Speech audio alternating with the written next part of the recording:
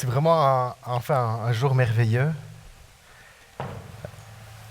Et ce matin, on est là ensemble en église pour se souvenir de la résurrection du Christ, en fait, de tout ce qu'il a vécu, cette semaine de passion, vendredi saint. Donc, se souvenir de sa mort et 3 jours après, aujourd'hui, on veut se souvenir de sa résurrection. En réfléchissant, on est beaucoup aussi axé sur le vendredi saint de sa mort, mais le jeudi soir, quand Jésus était dans le jardin de Gethsémanée, qu'il était là avec ses disciples en train de prier, d'intercéder, et que la pression était tellement forte sur lui qu'un évangile mentionne comme quoi il transpirait du sang. Et il faut que cette œuvre, il faut que l'œuvre de Christ, de ce qu'il a accompli, ne soit pas comme quelque chose de traditionnel dans nos vies. Il faut qu'on se souvienne toujours comment Dieu nous a arrachés des ténèbres et comment il nous a transportés dans son royaume, de son Fils bien-aimé. À chaque fois que nous prenons la Sainte Seine, Jésus-Christ va dire à ses disciples, même à chaque fois que vous vous retrouvez, faites ceci en mémoire, en souvenir de moi. Et ce qui est intéressant, c'est qu'il dit « Faites ceci en souvenir de moi » dans le sens jusqu'à ce que je revienne. Dans le sens qu'à chaque fois qu'on fait la Sainte Seine, en fait, on est en train de prophétiser sur le retour de Jésus. Amen. Et ça, c'est quelque chose qui est important pour l'Église, de cette dimension de se souvenir. Et aujourd'hui, on va prendre un petit moment de silence après, parce que je crois que c'est important qu'on se souvienne.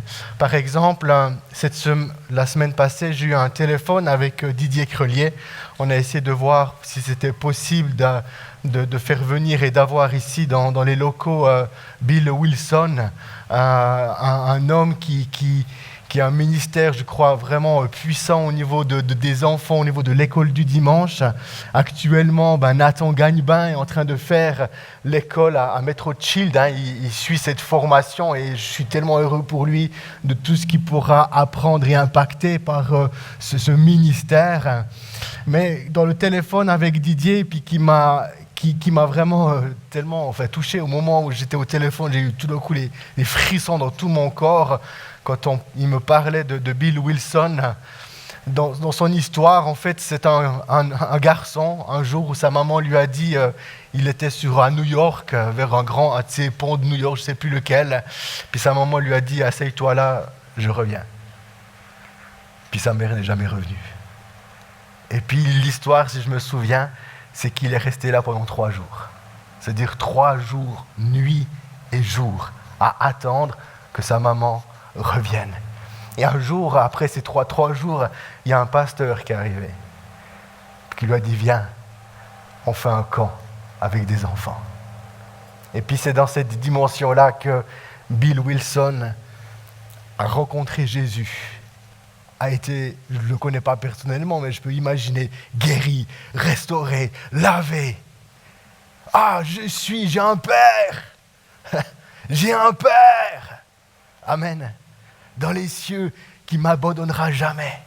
Et je reviens sur la dimension du souvenir, juste pour raconter en fait cet homme, qu'est-ce qu'il a vécu.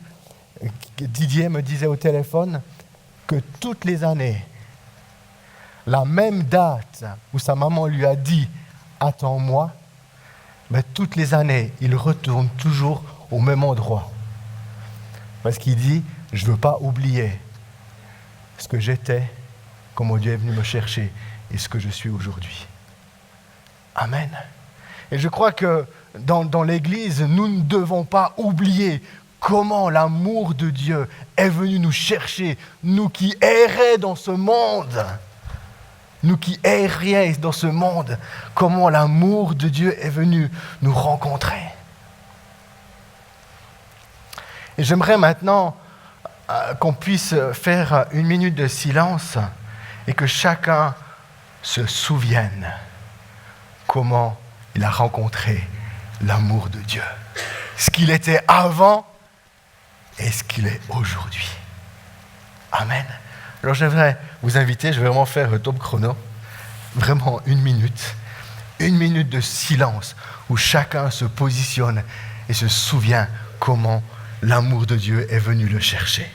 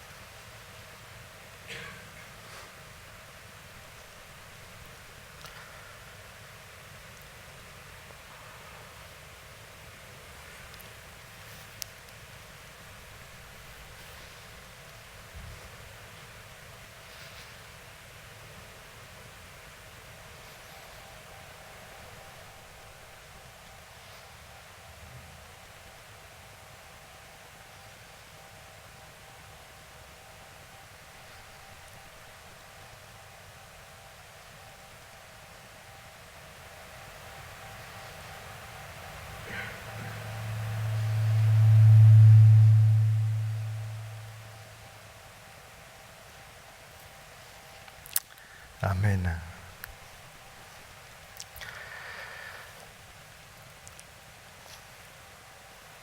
Une chose que je trouve intéressant aussi, parce qu'on attend que Jésus revienne, hein, amen.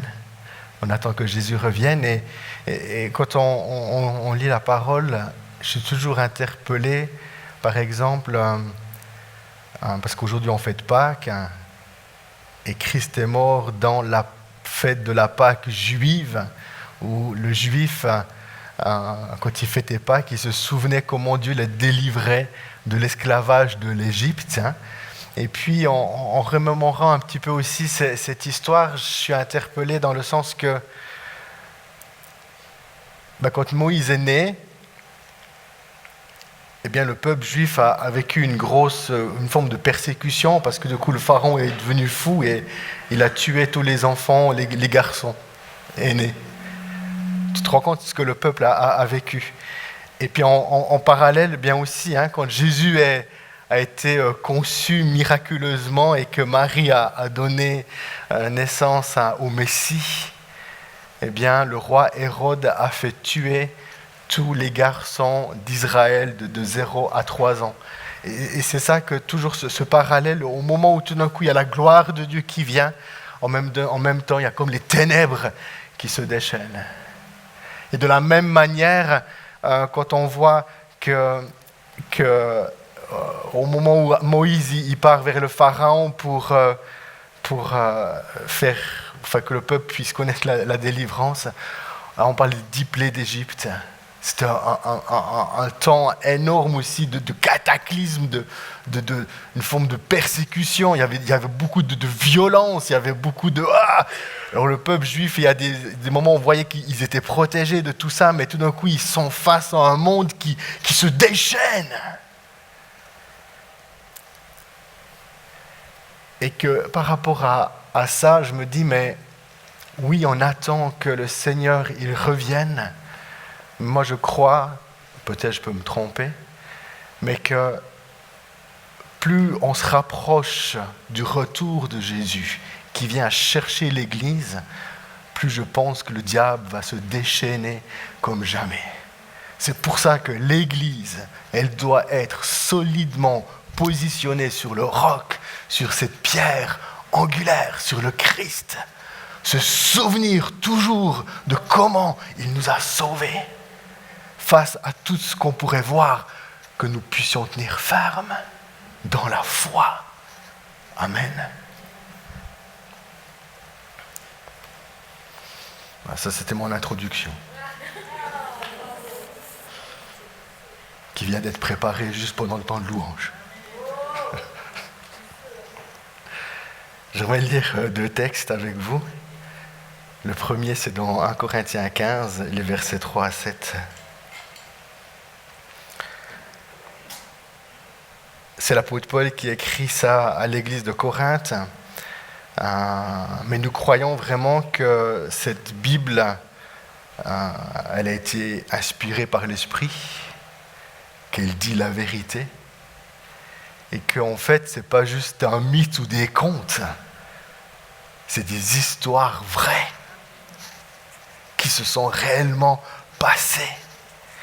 Et l'apôtre Paul écrit à l'église de Corinthe, se dire bien après tout cet événement de la Pâque, bien après l'ascension, bien après la Pentecôte. C'est l'église comme nous aujourd'hui, mais nous on est 2000 ans plus tard.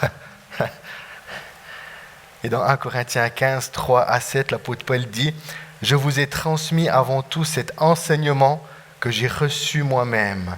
Le Christ est mort pour nos péchés comme l'avaient annoncé les Écritures.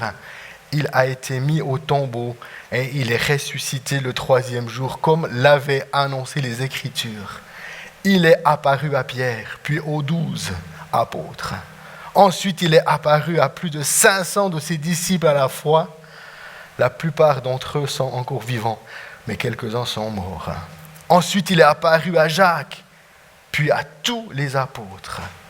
Enfin, après eux tous, il m'est aussi apparu à moi, bien que je sois pareil à un avorton. » Et je trouve vraiment ici ce passage vraiment intéressant parce qu'on se souvient de la résurrection, mais que dans ce souvenir de la résurrection, des gens l'ont réellement vu.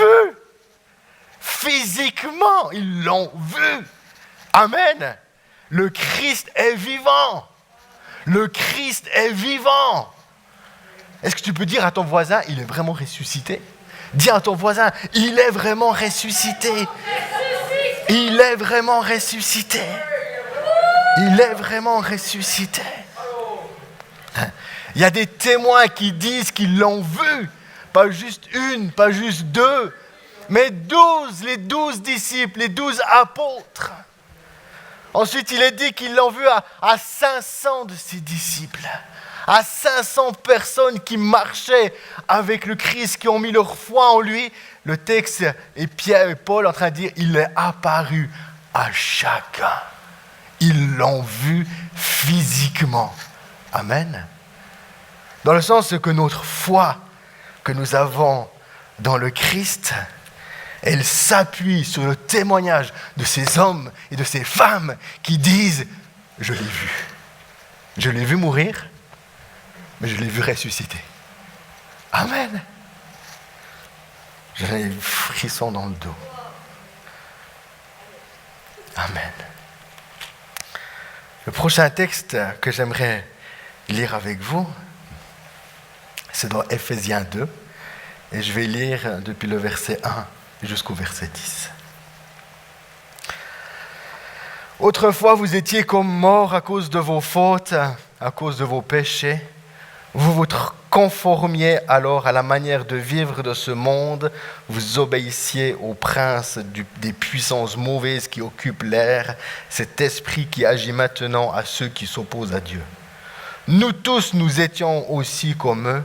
Nous vivions selon nos mauvais désirs, nous penchions, nous faisions ce que voulaient nos impulsions et nos pensées.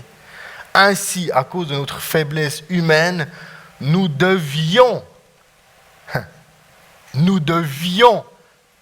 subir la colère de Dieu comme les autres. Mais Dieu est riche en compassion. Son amour pour nous est tel que lorsque nous étions encore morts à cause de nos fautes, il nous a fait revivre avec le Christ. C'est par la grâce de Dieu que vous avez été sauvés.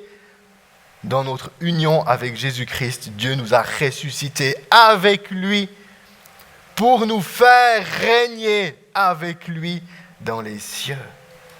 Par la bonté qu'il nous a manifestée en Jésus-Christ, il a démontré pour tous les siècles à venir la richesse extraordinaire de sa grâce.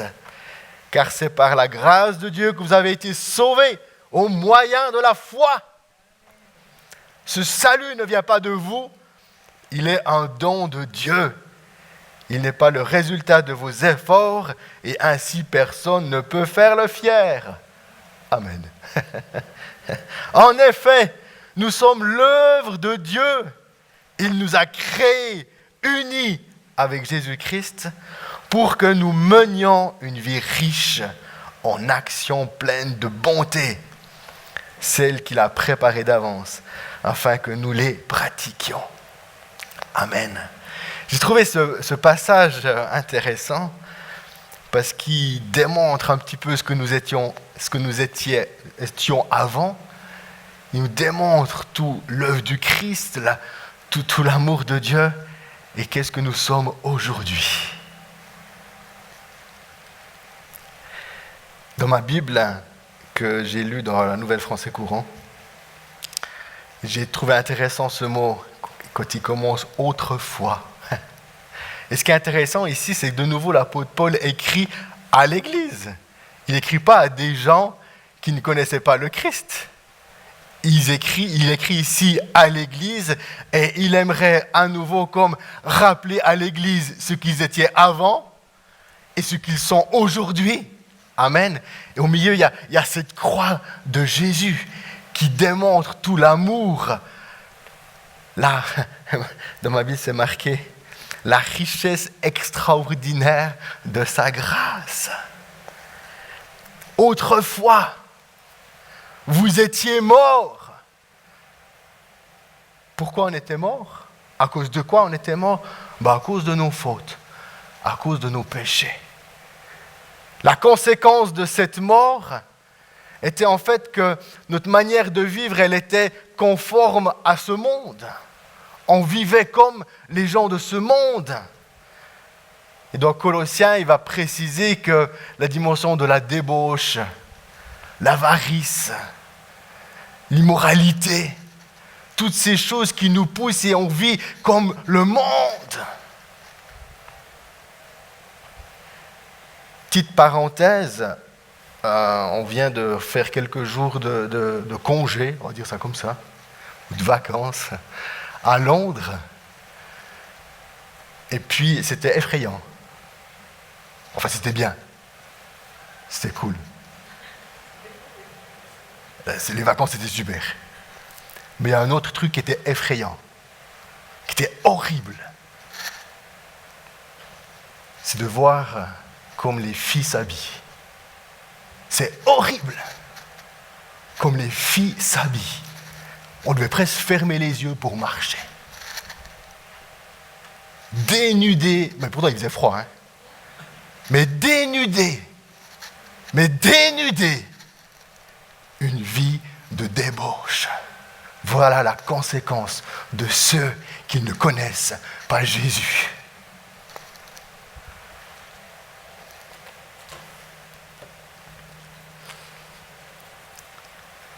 Cette manière de vivre. Et puis, il dit ensuite, l'apôtre, il se conforme à ce monde. Et puis se conformer à ce monde, c'est que vous obéissiez aux princes des puissances mauvaises qui occupent l'air. Dans le sens que tout d'un coup, d'une manière inconsciente, les gens obéissent aux princes des puissances, sans le vouloir, sans le connaître. Dans la Bible, quand il est dit ici que vous obéissez aux princes des puissances mauvaises qui occupent l'air, cet esprit qui agit maintenant en ceux qui s'opposent à Dieu. Il y a le ciel, il y a la terre, et entre, il y a un esprit, le prince de ce monde, qui agit. Amen. Mais le Christ a vaincu l'ennemi de nos âmes. Et quand Jésus, dans Matthieu 6, il va dire à cette prière de notre Père, que ta volonté soit faite sur la terre comme au ciel. Et tout est parfait aujourd'hui dans le ciel. Et il y a cette volonté dans le ciel qui doit descendre et qui doit venir sur cette terre, mais elle doit traverser cette ère. Amen. Et c'est là en fait qu'il y a un combat qui est spirituel. Amen.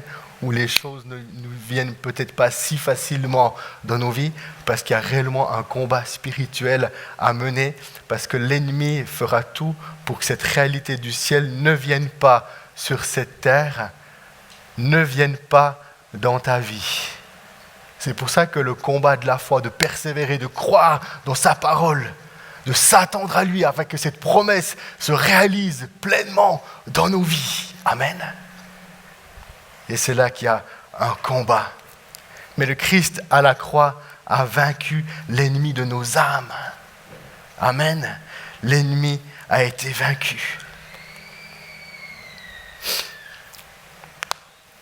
Je trouve aussi intéressant où l'apôtre Paul va dire, parce que au verset 3, Paul rappelle à l'Église, voici comment nous vivions avant de connaître Jésus le Messie. Nous faisions ce que voulaient nos impulsions et nos pensées. Vivre ainsi, c'est être esclave du prince de ce monde. Et ainsi, à cause de notre faiblesse humaine, nous devions subir la colère de Dieu comme les autres. Je trouve vraiment intéressant de bien noter que nous devions, le verbe est à l'imparfait, c'est-à-dire que c'est fini, non. Avant, oui. Mais aujourd'hui, dans notre union avec le Christ, on ne subit plus la colère de Dieu. Amen.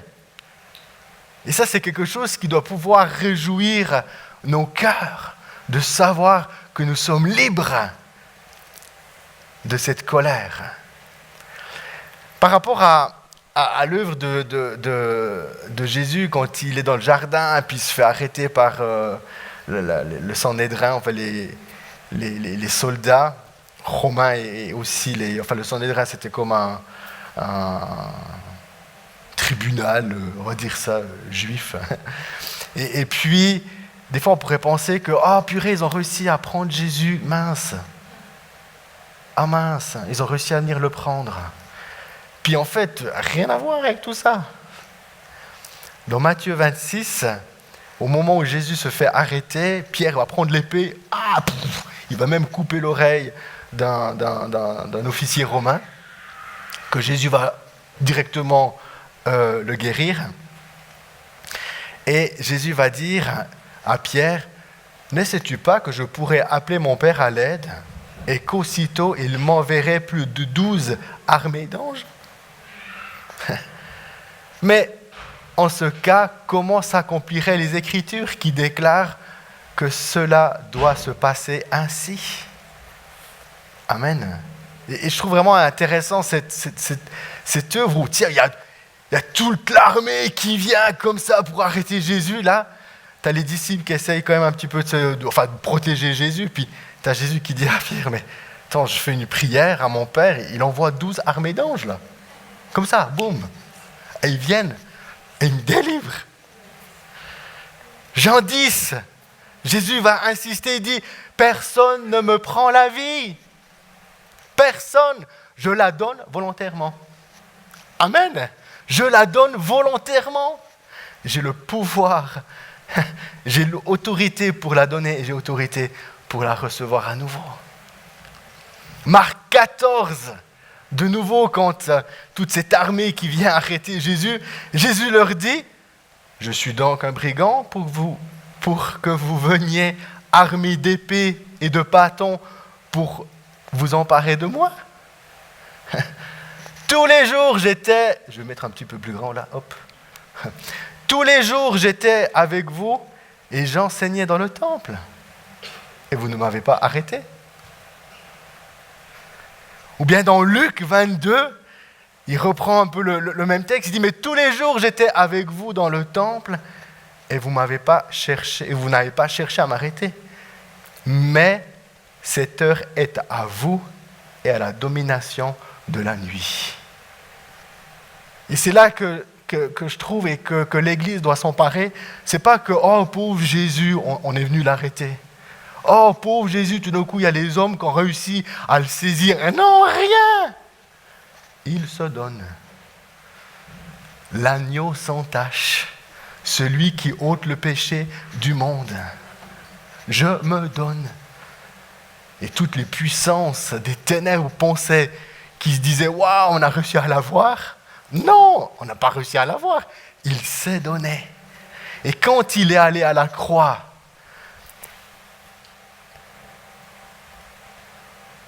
puis qu'il a porté nos péchés, j'aimerais mettre un petit peu le diable de côté. Il est en train de subir la colère de Dieu à notre place. Moi, je me souviens quand j'étais petit, Enfin, de temps en temps, peut-être souvent. Mon papa m'a crié dessus. Quand il avait sa voix et qu'il me criait dessus, j'étais je fais tout petit comme ça, là. Plus jamais je le ferai. David, arrête d'embêter ta soeur. Plus jamais. Imagine que Christ a subi la colère de Dieu. Le moment juste terrible. Amen. Et aujourd'hui, dans notre union avec Jésus, on est libre de ça. On est libre de ça. Éphésiens 2:4. Mais Dieu est riche en compassion. Le contraste entre, à cause de notre faiblesse humaine, nous devions subir la colère de Dieu comme les autres, mais Dieu est riche en compassion. Amen. Ce mot est énorme. J'écris en gras. Mais Dieu est riche en compassion. Son amour pour nous est tel que lorsque nous étions comme morts à cause de nos fautes, il nous a fait revivre avec le Christ. Ou bien j'aimerais dire, il nous a fait revivre avec le Messie. Et il nous a fait revivre avec le Messie. Amen. La conséquence qu'il nous a fait revivre, c'est à cause de sa compassion qui est riche. Il est riche en compassion. Il est riche en amour. À cause de cet amour qui surpasse toute connaissance, il nous a sauvés. Et c'est par la grâce de Dieu que vous avez été sauvés.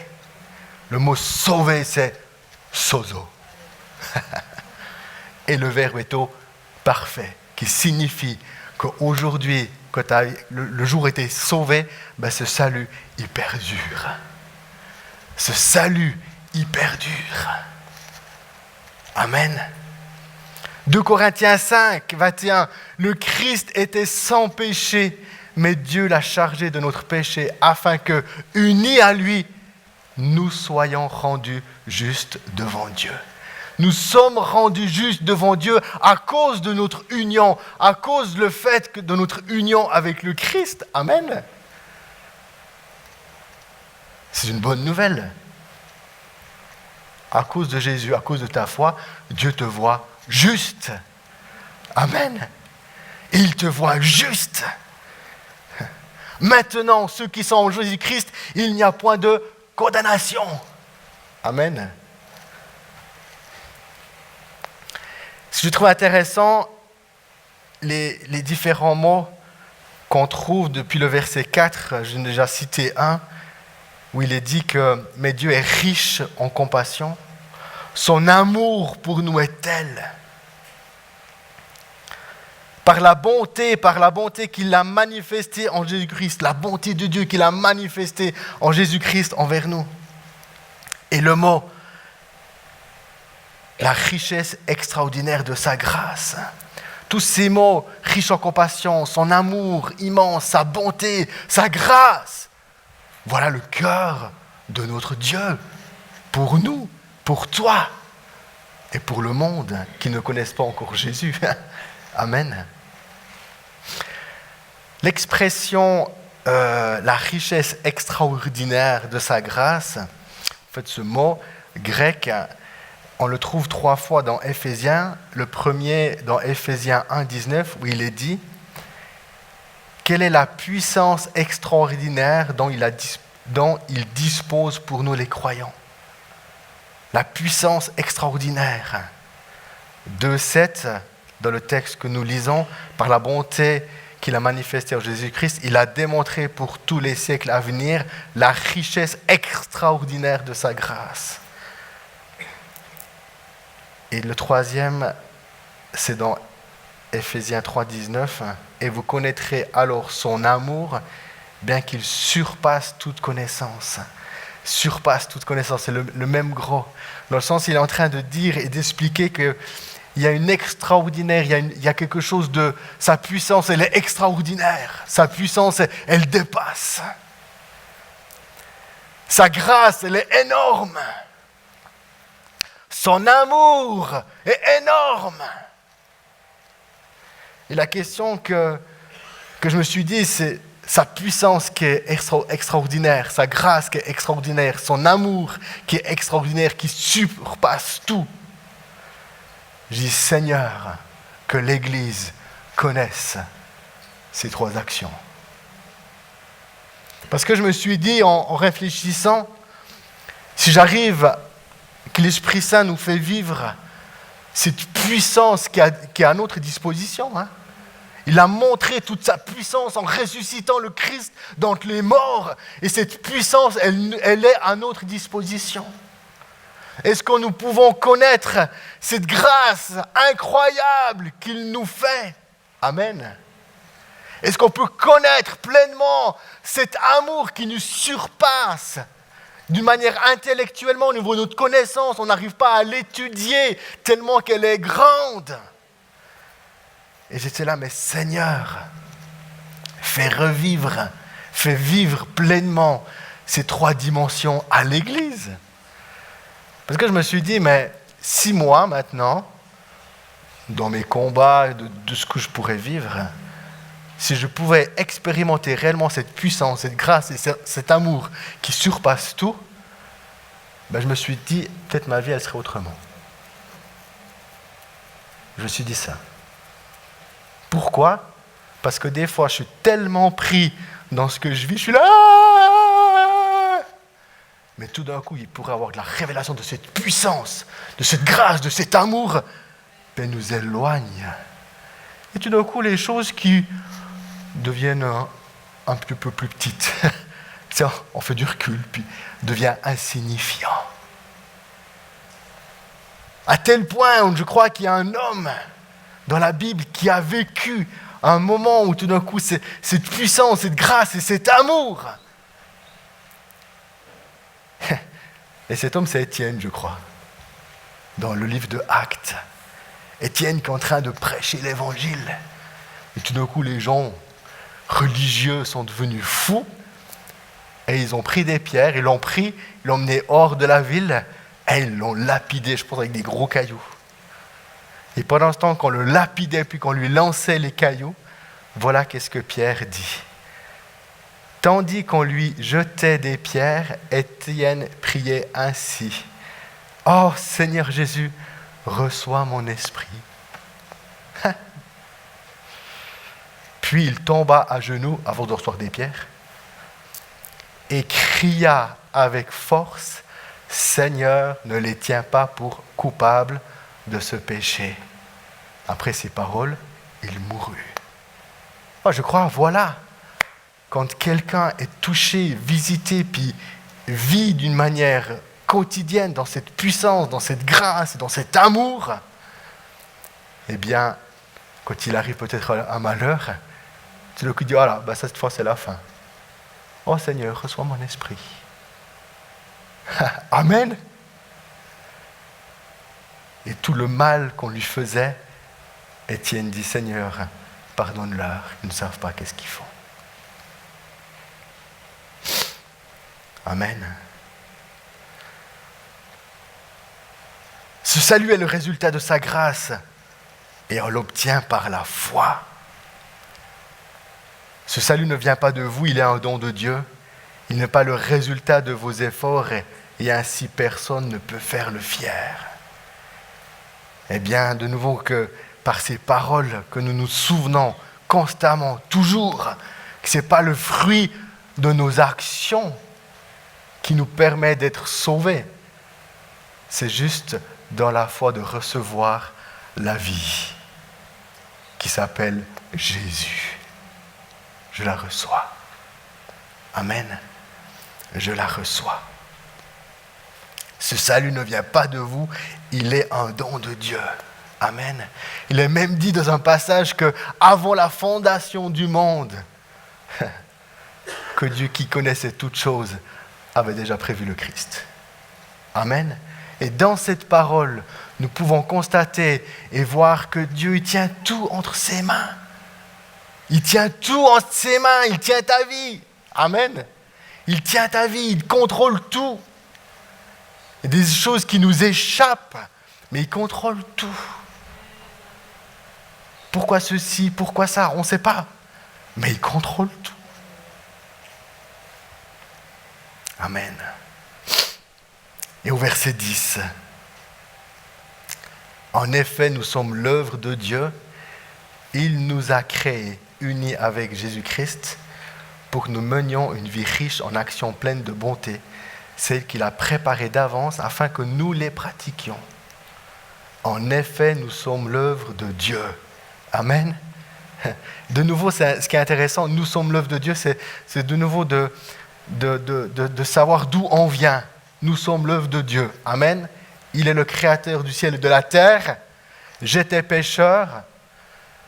Et aujourd'hui, j'ai reçu la vie. Une vie nouvelle, de résurrection. Amen. Nous avons été ressuscités avec le Christ, unis en lui. Nous sommes une nouvelle créature. Amen. Nous sommes une nouvelle créature. Quelque chose qui m'a toujours, dans ma vie de foi, le témoignage de ma maman qui était dans l'église réformée, qui avait des parents pieux. Mon grand-papa jouait de l'orgue à l'église, il y avait une connexion. Il y a la Bible de mon grand-papa, elle est lue, elle est soulignée. Mais un jour, tout d'un coup, elle avait en 20 ans, et il y avait Billy Graham, je ne sais pas si c'était à Neuchâtel ou à Lausanne, et une de ses amies lui a dit « Eh, viens, il faut qu'on aille l'écouter ».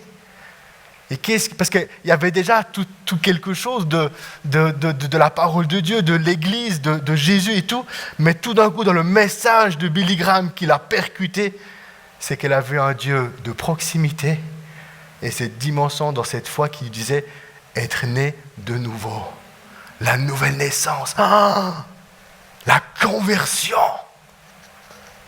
Et tout d'un coup, elle est venue et elle s'est convertie. Et le salut est venu dans son cœur. Amen. Et je crois que c'est un message aussi qui est important quand on parle c'est pas juste de père et fils où on transmet la foi. Chaque génération a besoin de se convertir. Chaque génération a besoin de devenir une nouvelle créature. Amen. Claudia et moi, nos filles ont besoin de se convertir. Amen. Elles ont besoin de naître de nouveau. C'est pas parce qu'on est pasteur de l'église qu'automatiquement il y a un billet pour le ciel. Non, on doit les amener à se convertir, on doit les amener à connaître le Christ. Amen. Elles ont besoin de pleurer sur leurs péchés. Oh, c'est les filles du pasteur? Elles ont péché? Oui. Amen. Ainsi, 2 Corinthiens 5, ainsi si quelqu'un est uni au Christ, il est une nouvelle créature. Amen. Ce qui est ancien a disparu, une réalité nouvelle est là. Ah! Une réalité nouvelle est là. Ce qui est ancien a disparu. Il y a quelque chose de nouveau qui est là pour toi. Celui qui est uni à Christ, il est une nouvelle création. J'aime aussi beaucoup au niveau du message de la foi par rapport à ma vie, me souvenir toujours ces paroles quand tout d'un coup, quand j'étais un peu plus jeune, quand on entendait les témoignages de personnes qui se faisaient baptiser. On était à l'église, on était ados, on était là, on voyait les baptêmes. Et puis, le pasteur, tout d'un coup, il a baptisé une personne qui avait déjà un certain âge, puis il fumait la pipe. Et puis, je pense qu'il avait sa pipe sur lui, puis il est rentré dans l'eau du baptême. Puis sa pipe, elle est tout d'un coup restée dans l'eau. Et puis quand il est sorti de l'eau, la pipe était dans le baptistère. Puis du coup, quelqu'un bienveillant lui dit « Hey, t'as ta pipe! Tiens ta pipe !» Et le monsieur a dit « Non, ça c'était le vieil homme. » Puis il est parti sans sa pipe.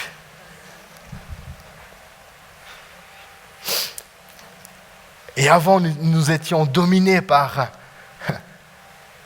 le prince de ce monde, le diable. Et aujourd'hui, en Christ, une réalité nouvelle est pour nous. Nous pouvons vivre unis avec le Christ pour que nous menions une vie riche en actions pleines de bonté. Ah, j'ai trouvé ce mot intéressant. Que pour que nous vivions une vie riche en actions pleines de bonté, celle qu'il a préparée d'avance afin que nous les pratiquions. Amen.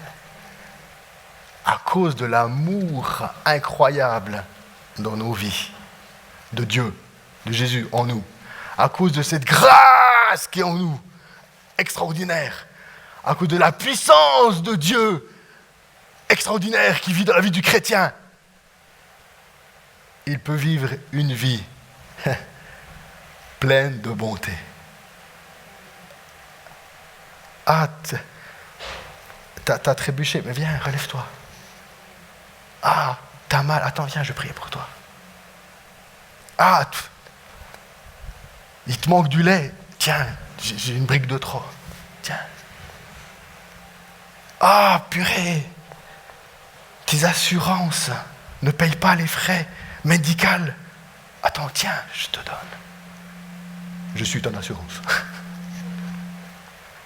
Ah, Seigneur, pleine de bonté, dans la simplicité. Amen. Dans la simplicité, dans l'action de l'Esprit, à cause de cette richesse qui vit en nous, qui vit dans le croyant, qui vit en toi, tu peux vivre une vie de bonté envers ton prochain. Amen. Yeah. Et pourquoi on peut vivre ça? Mais parce qu'il est ressuscité. Oh! C'est ça. C'est parce qu'il est ressuscité. Amen. Ah! Je donne un petit témoignage. Bon, l'apéro, c'est bientôt.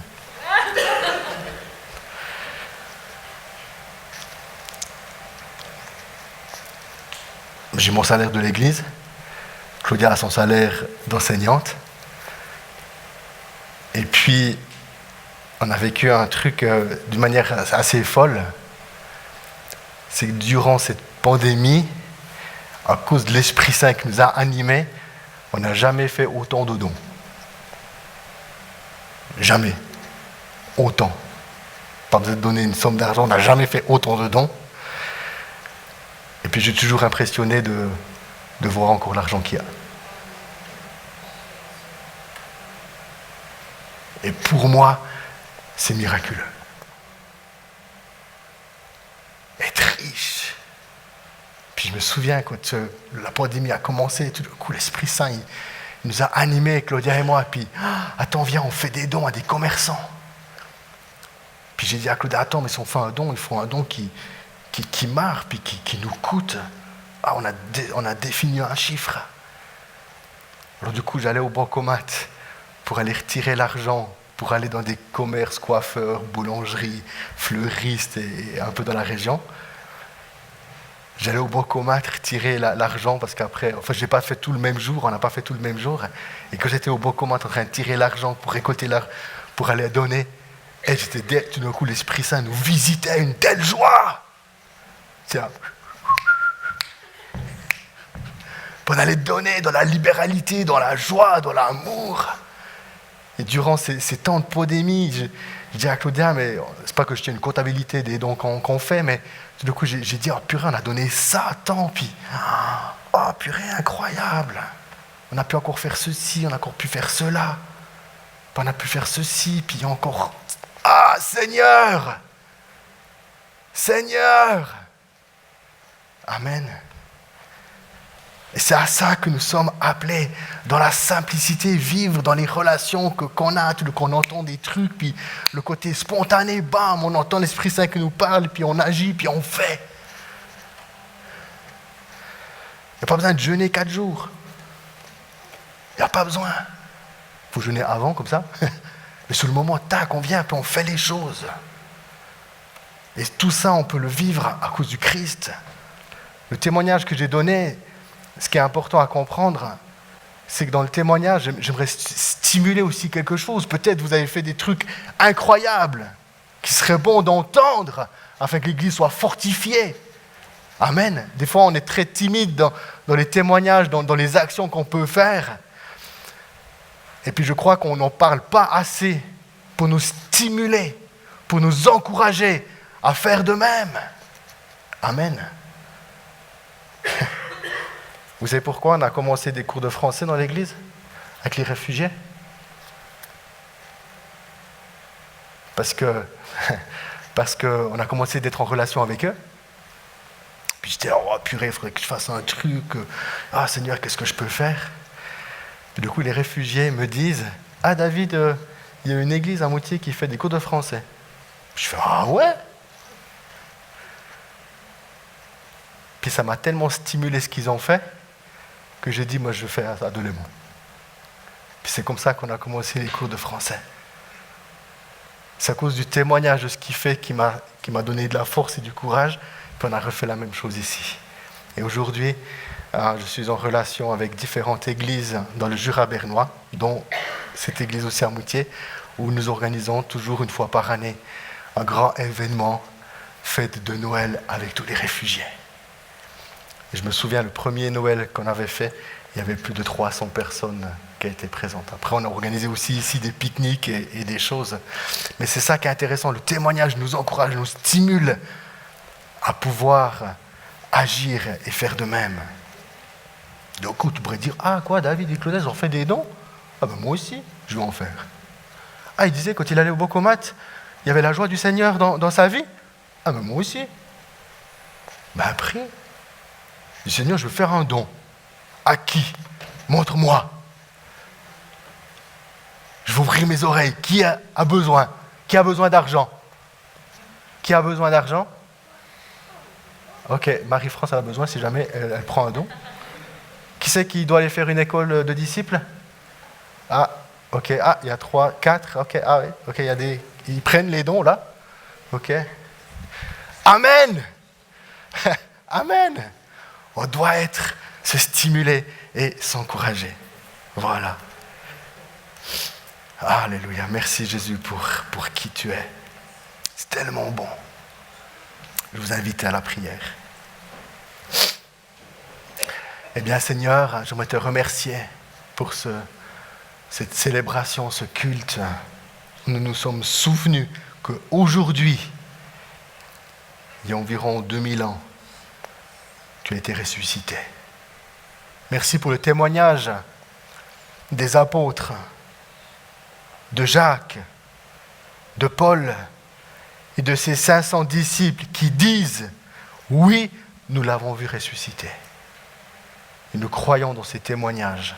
Et aujourd'hui, le témoignage de ces hommes nous encourage à tenir ferme dans notre foi, à tenir ferme dans notre union avec Jésus. Oh Seigneur, je prie que l'Église, que nous puissions, Seigneur, ensemble, vivre ta grande puissance, que ensemble nous puissions vivre ta grâce extraordinaire, que ensemble nous puissions connaître ton amour qui est juste énorme, que nous puissions être dans cette révélation, comme Marie-France l'a prié. Saint-Esprit, viens maintenant, bénis-nous, que l'Église vive un renouveau dans ta bonté, dans ta grâce et dans ta puissance. Merci Jésus. J'aimerais aussi bénir toutes les autres communautés et églises dans le Jura. Tous ces chrétiens qui aujourd'hui se sont dans différents lieux de culte, se sont souvenus de ta résurrection. Nous bénissons, Seigneur, toutes ces églises et communautés. À toi soit toute la gloire. Amen. Amen. Maintenant on va manger le veau gras.